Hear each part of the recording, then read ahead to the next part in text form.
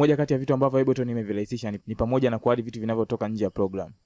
Vitu kama plugin pamoja na drum sample imekuwa ni rahisi sana kuadi kwenye Ableton Live.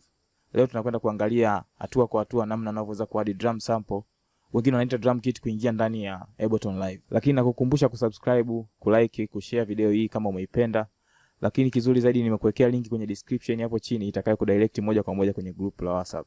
Kabla tujaangalia namna ya kuadi drum sample katika Ableton Live, tuangalie drum gani zinapatikana ndani ya Ableton Live.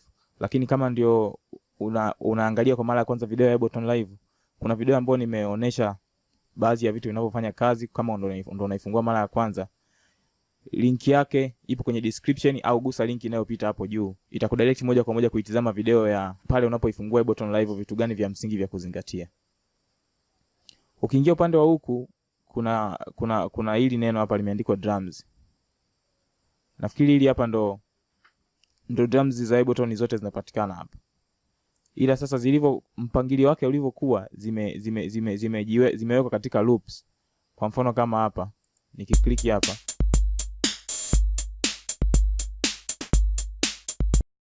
ukisikiliza unaweza kusema ni kama loop fulani hivi.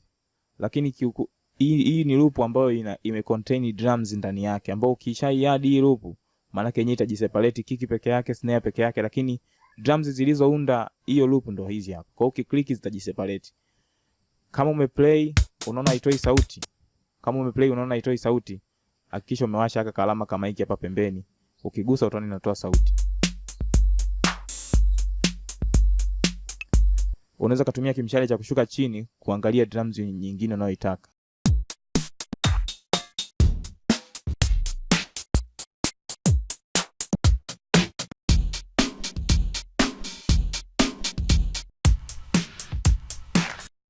Kama umeipenda drums hii hapa, unachokifanya hakikisha kwanza umeiselect MIDI track, baadaye unai double click hii hapa.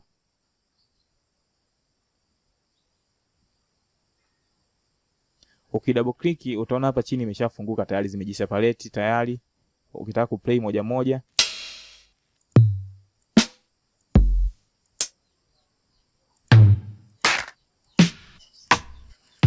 kwa hiyo hivyo ndio jinsi ambavyo unaweza ukitaka kuzipiga ndani, ukitaka kuzipiga moja kwa moja unaweza double click hapa ikafunguka moja kwa moja. Ukiona haitoi sauti hapa pia una click kialama cha mic hiki hapa.